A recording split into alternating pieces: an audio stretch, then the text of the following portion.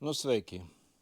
Es zinu, ka ir cilvēki, kas baidās litija akumulatorus likt mājās, saules aparatūru baidās likt mājās un litija akumulatorus likt mājās dēļ uguns nedrošības.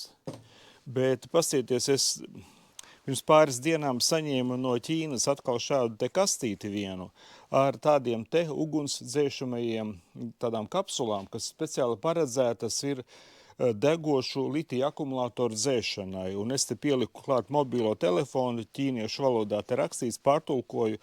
Tātad te iekšā ir gāze, kas speciāli 2-3 sekundēs nodzēš degošu litija akumulātoru.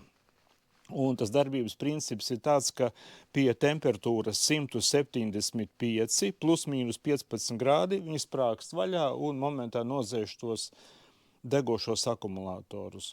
Nu, ja jums ir bailes likt mājās akumulātoru, tad var katrā kastē tādu te salikt. Un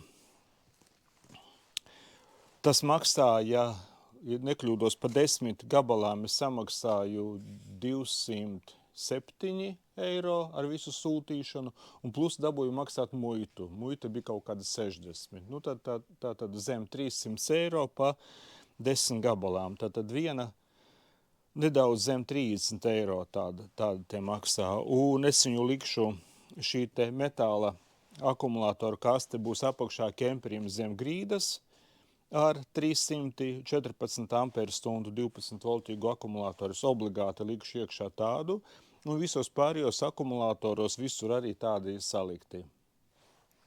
Tātad zināt, tādas lietas eksistē, var drošībai nopirkt un salikt iekšā.